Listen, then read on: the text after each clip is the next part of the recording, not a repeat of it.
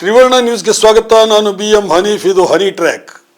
ಸ್ನೇಹಿತರೆ, ಡಿಸೆಂಬರ್ 19ನೇ ತಾರೀಕು ಅಮೆರಿಕದ ಡೊನಾಲ್ಡ್ ಟ್ರಂಪ್ ಸರ್ಕಾರ ಜೆಫ್ರಿ ಎಪ್ಸ್ಟೀನ್ ಕಾಮಕಾಂಡದ ಹೊಸ ದಾಖಲೆಗಳನ್ನು ಬಿಡುಗಡೆ ಮಾಡಲಿದೆ. ಮುದ್ರಿತ ದಾಖಲೆಗಳು, ಆಡಿಯೋ ಟೇಪ್ಸ್, ತನಿಖಾ ವರದಿಗಳು, ಸಾಕ್ಷಿದಾರರ ಹೇಳಿಕೆ ಮತ್ತು ವಿಡಿಯೋ ಸಿಡಿಗಳು ಅವತ್ತು ಬಯಲಿಗೆ ಬರಲಿವೆ. ಈ ದಾಖಲೆಗಳು ಬಹಿರಂಗಗೊಂಡರೆ ಹಲವು ದೇಶಗಳಲ್ಲಿ ರಾಜಕೀಯ ಕಂಪನ ಸಂಭವಿಸಬಹುದು ಅನ್ನುವಂತಹ ಸುದ್ದಿ ಈಗಾಗಲೇ ಜಗತ್ತಿನಾದ್ಯಂತ ಹರಡಿದೆ. ಯಾರೀತ ಜೆಫ್ ಎಪ್ಸ್ಟೀನ್? ಏನಿದು ಕಾಮಕಾಂಡದ ಹಗರಣ? ಆತನ ಜೊತೆಗೆ ಎಷ್ಟು ದೇಶಗಳ ಪ್ರೆಸಿಡೆಂಟ್ಸು, ಪ್ರೈಮ್ ಮಿನಿಸ್ಟರ್ಸು ಮತ್ತು ಹೈ ರ್ಯಾಂಕಿಂಗ್ ಆಫೀಸರ್ಗಳು ಸಂಪರ್ಕ ಇಟ್ಟುಕೊಂಡಿದ್ರು? ಅಪ್ರಾಪ್ತ ವಯಸ್ಸಿನ ಬಾಲಕಿಯರನ್ನು ಬಳಸಿಕೊಂಡು ಆತ ತನ್ನ ಎಸ್ಟೇಟ್ನಲ್ಲಿ ಯಾವುದಾದರೂ ದೇಶಗಳ ಅಧ್ಯಕ್ಷರು ಮತ್ತು ಪ್ರಧಾನಿಗಳಿಗೆ ಆತಿಥ್ಯ ನೀಡಿದ್ದಾನಾ? ಯಾರನ್ನಾದರೂ ಬ್ಲ್ಯಾಕ್ ಮೇಲ್ ಮಾಡಿದ್ದಾನ? ಎಲ್ಲಕ್ಕಿಂತ ಮುಖ್ಯವಾಗಿ ಜೆಫ್ರಿ ಎಪ್ಸ್ಟೀನ್ ಜೊತೆಗೆ ನಿಕಟ ಸಂಪರ್ಕ ಇಟ್ಟುಕೊಂಡಿದ್ದ ಭಾರತೀಯ ಉದ್ಯಮಿ ಯಾರು? ಮೋದಿ ಸರ್ಕಾರದ ಯಾವ ಸಚಿವರ ಹೆಸರು ಎಪ್ಸ್ಟೀನ್ನ ಡೈರಿಯಲ್ಲಿದೆ? ಈ ಎಲ್ಲ ವಿಷಯಗಳನ್ನು ಮಾತಾಡ್ತೀನಿ. ಅದಕ್ಕೂ ಮುನ್ನ ಒಂದು ಮಾತು, ನೀವಿನ್ನೂ ನಮ್ಮ ಚಾನೆಲ್ಗೆ ಸಬ್ಸ್ಕ್ರೈಬ್ ಆಗಿಲ್ಲ ಎಂದಾದಲ್ಲಿ ಈಗಲೇ ಸಬ್ಸ್ಕ್ರೈಬ್ ಮಾಡಿ ಈ ವಿಡಿಯೋವನ್ನು ಕೊನೆ ತನಕ ನೋಡಿ.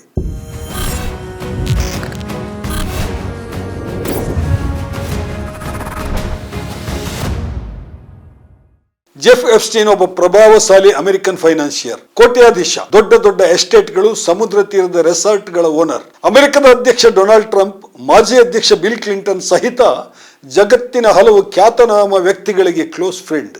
ಹಾಲಿವುಡ್ನ ಸೆಲೆಬ್ರಿಟಿಗಳಿಗೆ ನಿಕಟವರ್ತಿ. ದೇಶ ವಿದೇಶಗಳ ಪ್ರೆಸಿಡೆಂಟ್ಸು, ಪ್ರೈಮ್ ಮಿನಿಸ್ಟರ್ಸು ಮತ್ತು ಮಿನಿಸ್ಟರ್ಸು, ಹೈಯರ್ ಆಫೀಸರ್ಸು ಆತನ ಜೊತೆ ನಿಕಟ ಸಂಪರ್ಕದಲ್ಲಿ ಇದ್ರು.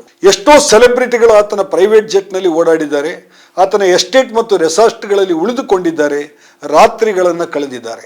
ಅಪ್ರಾಪ್ತ ವಯಸ್ಸಿನ ಬಾಲಕಿಯೊಬ್ಬಳನ್ನ ವೇಶ್ಯಾವಾಟಿಕೆಗೆ ಬಳಸಿದ್ದು ಮತ್ತು ಆಕೆಯ ಮೂಲಕ ವೇಶ್ಯಾವಾಟಿಕೆಗೆ ಪ್ರಚೋದನೆ ನೀಡಿದ ಒಂದು ಪ್ರಕರಣದಲ್ಲಿ ಈತ 2005ರಲ್ಲಿ ಶಿಕ್ಷೆಗೆ ಗುರಿಯಾಗಿದ್ದ. 2002ರಿಂದ 2005ರ ಅವಧಿಯಲ್ಲಿ ಈತ ಹಲವಾರು ಡಜನ್ ಅಪ್ರಾಪ್ತ ವಯಸ್ಸಿನ ಹೆಣ್ಣು ಮಕ್ಕಳನ್ನ ವೇಶ್ಯಾವಾಟಿಕೆಗೆ ಬಳಸಿದ ಆರೋಪಗಳಿವೆ. ಈ ಆರೋಪಗಳ ಬಗ್ಗೆ ಪೊಲೀಸರು ತನಿಖೆ ನಡೆಸಿ ರಾಶಿ ದಾಖಲೆಗಳನ್ನು ಗುಳೆ ಹಾಕಿದ್ದಾರೆ. ಫೆಡರಲ್ ಕೋರ್ಟಿನಲ್ಲಿ ಇದರ ವಿಚಾರಣೆ ಕೂಡ ನಡೀತಾ ಇತ್ತು.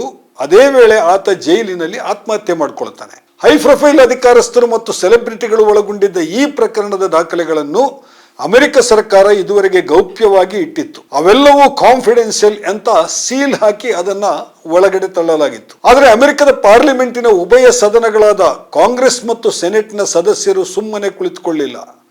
ಈ ದಾಖಲೆಗಳು ಎಲ್ಲವೂ ಬಹಿರಂಗವಾಗಬೇಕು ಎಂದು ಸತತವಾಗಿ ಒತ್ತಡ ಹೇರತೊಡಗಿದರು. ಆಳುವ ರಿಪಬ್ಲಿಕ್ ಮತ್ತು ಪ್ರತಿಪಕ್ಷ ಡೆಮಾಕ್ರಾಟ್ಸ್ನ ಎಲ್ಲ ಸದಸ್ಯರು ಸರ್ಕಾರದ ಮೇಲೆ ಒತ್ತಡ ಹಾಕಿದ್ದು ಅಮೆರಿಕದ ವಿಶೇಷ.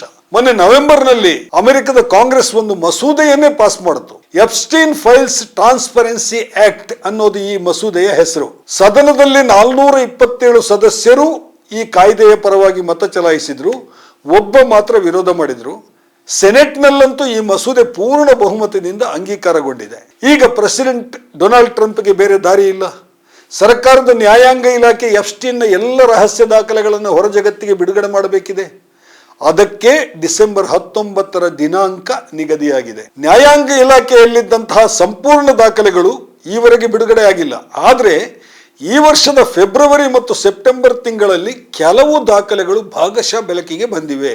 ಜೆಫ್ರಿ ಎಪ್ಸ್ಟೀನ್ ಕೆಲವು ಗಣ್ಯರ ಜೊತೆಗೆ ತನ್ನ ಖಾಸಗಿ ಜೆಟ್ನಲ್ಲಿ ಪ್ರಯಾಣಿಸಿದ ದಾಖಲೆಗಳು, ಪೊಲೀಸರ ಸರ್ಚ್ ವಿಡಿಯೋಗಳು ಮತ್ತು ವೇಶ್ಯಾವಾಟಿಕೆಯ ಸಂತ್ರಸ್ತರ ಸಂದರ್ಶನಗಳು ಭಾಗಶಃ ಬಿಡುಗಡೆಯಾಗಿವೆ. ಆ ದಾಖಲೆಗಳಲ್ಲಿ ಯಾವುದೇ ಗಣ್ಯರು ಎಪ್ಸ್ಟೀನ್ನ ಅಪರಾಧಗಳಲ್ಲಿ ಭಾಗಿಯಾದ ಪುರಾವೆಗಳು ಇರಲಿಲ್ಲ. ಆದರೆ ಫೆಡರಲ್ ಪೊಲೀಸರು ಕಲೆ ಹಾಕಿರುವಂತಹ ಅಗಾಧ ಪ್ರಮಾಣದ ಸಾಕ್ಷ್ಯ ಮತ್ತು ದಾಖಲೆಗಳಲ್ಲಿ ಸೆಲೆಬ್ರಿಟಿಗಳು ಮತ್ತು ಗಣ್ಯ ಅಧಿಕಾರಸ್ಥರ ಕಾಮಕಾಂಡದ ಪುರಾವೆಗಳು ಇರಬಹುದು ಅಂತ ಈಗ ಜಗತ್ತಿನಾದ್ಯಂತ ಸುದ್ದಿ ಹಬ್ಬಿದೆ. ಬಿಡುಗಡೆ ಆಗಲಿರುವ ದಾಖಲೆಗಳಲ್ಲಿ ಎಪ್ಸ್ಟೀನ್ನ ಖಾಸಗಿ ಎಸ್ಟೇಟ್ನ 95,000ಕ್ಕೂ ಹೆಚ್ಚು ಫೋಟೋಗಳಿವೆಯಂತೆ.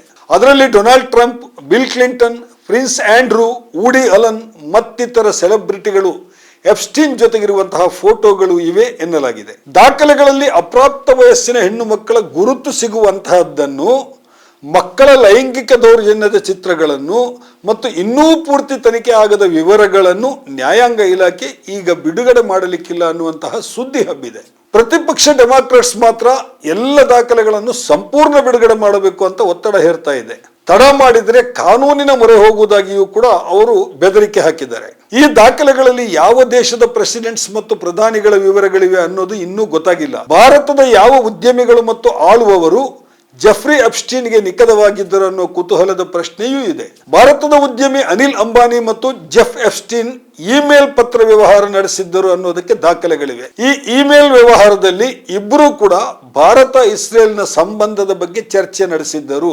ಹಾಗೆಯೇ ಪ್ರಧಾನಿ ನರೇಂದ್ರ ಮೋದಿ ಅವರ 2017ರ ಅಮೆರಿಕ ಭೇಟಿಯ ಬಗ್ಗೆಯೂ ಕೂಡ ಅನಿಲ್ ಅಂಬಾನಿ ಮತ್ತು ಜೆಫ್ರಿ ಎಪ್ಸ್ಟೀನ್ ನಡುವೆ ಇಮೇಲ್ ಚರ್ಚೆ ಆಗಿದೆ ಅನ್ನೋದು ಈಗಾಗಲೇ ಬಹಿರಂಗವಾಗಿದೆ. ನರೇಂದ್ರ ಮೋದಿ ಸರ್ಕಾರದಲ್ಲಿ ಸಚಿವರಾಗಿರುವ ಹರ್ದೀಪ್ ಸಿಂಗ್ ಪುರಿ ಜೊತೆಗೂ ಕೂಡ ಜೆಫ್ರಿ ಎಪ್ಸ್ಟೀನ್ ನಿಕಟ ಸಂಪರ್ಕ ಹೊಂದಿದ್ದರು ಅನ್ನೋದು ಗೊತ್ತಾಗಿದೆ. ಹರ್ದೀಪ್ ಪುರಿ ವಿಶ್ವಸಂಸ್ಥೆಯಲ್ಲಿ ಹಿಂದೆ ಭಾರತದ ಶಾಶ್ವತ ಪ್ರತಿನಿಧಿಯಾಗಿ ಕೆಲಸ ಮಾಡ್ತಾ ಇದ್ರು. 2014ರಿಂದ 2017ರ ಮಧ್ಯೆ ಎಪ್ಸ್ಟೀನ್ ದೈನಿಕ ಡೈರಿನಲ್ಲಿ ಹಲವು ಸಲ ಹರ್ದೀಪ್ ಪುರಿ ಮತ್ತು ನಾರ್ವೆ ದೇಶದ ರಾಜತಾಂತ್ರಿಕ ಟರ್ಚ್ರಾಡ್ ಲಾರ್ಸನ್ ಎಂಬವರ ಹೆಸರು ನಮೂದಾಗಿದೆ. ಎಪ್ಸ್ಟೀನ್ ಜಗತ್ತಿನ ಹಲವಾರು ಉದ್ಯಮಿಗಳು, ಚಿತ್ರತಾರೆಯರು, ಸೆಲೆಬ್ರಿಟಿಗಳು, ಅಧಿಕಾರಿಗಳ ಜೊತೆಗೆ ನಿಕಟ ಸಂಪರ್ಕ ಹೊಂದಿದ್ದ. ಆತನ ಜೆಟ್ಗಳಲ್ಲಿ ಹಲವಾರು ದೇಶಗಳ ಅಧಿಕಾರಸ್ಥರು ಪ್ರಯಾಣ ಬೆಳೆಸಿದ್ದಾರೆ. ಹಾಗೆಂದು ಅವರೆಲ್ಲರೂ ಆತನ ವೇಶ್ಯಾವಾಟಿಕೆಯ ಹೀನ ಕೃತ್ಯದಲ್ಲಿ ಒಳಗೊಂಡಿದ್ದಾರೆ ಅಂತ ಹೇಳಲಿಕ್ಕೆ ಸಾಧ್ಯ ಇಲ್ಲ. ಆದರೆ ಜಗತ್ತಿನಾದ್ಯಂತ ಈಗ ಒಂದು ಕುತೂಹಲವಂತೂ ಇದ್ದೇ ಇದೆ. ಡಿಸೆಂಬರ್ 19ನೇ ತಾರೀಕು ಶುಕ್ರವಾರ ನ್ಯಾಯಾಂಗ ಇಲಾಖೆ ಬಿಡುಗಡೆ ಮಾಡಲಿರೋ ದಾಖಲೆಗಳು ಅಮೆರಿಕದ ರಾಜಕೀಯದ ಮೇಲೆ ಯಾವ ಪರಿಣಾಮ ಬೀರಲಿದೆ? ಅದೇ ರೀತಿ ಬೇರೆ ಯಾವ ದೇಶದ ಸಚಿವರು, ಅಧಿಕಾರಿಗಳ ಹೆಸರು ಈ ದಾಖಲೆಗಳಲ್ಲಿ ಬಹಿರಂಗ ಆಗಬಹುದು? ಭಾರತ ಸರ್ಕಾರದ ಮೇಲೆ ಏನಾದರೂ ಈ ದಾಖಲೆಗಳ ಪರಿಣಾಮ ಆಗಬಹುದೇ? ಡಿಸೆಂಬರ್ 19ಕ್ಕೆ ಇನ್ನು 2 ದಿನಗಳಿವೆ ಫ್ರೆಂಡ್ಸ್. ಉತ್ತರಕ್ಕಾಗಿ ಕಾಯೋಣ. ಸ್ನೇಹಿತರೆ, ಇದಾಗಿದೆ ಇವತ್ತಿನ ಹನಿ ಟ್ರ್ಯಾಕ್. ಇನ್ನೊಂದು ವಿಷಯದ ಜೊತೆ ಮತ್ತೆ ನಿಮ್ಮ ಮುಂದೆ ಬರುತ್ತೇನೆ. ತ್ರಿವರ್ಣ ನ್ಯೂಸ್ನ ಸ್ಪೆಷಲ್ ಸ್ಟೋರಿಗಳನ್ನು ನೋಡ್ತಾ ಇರಿ. ನಮಸ್ಕಾರ.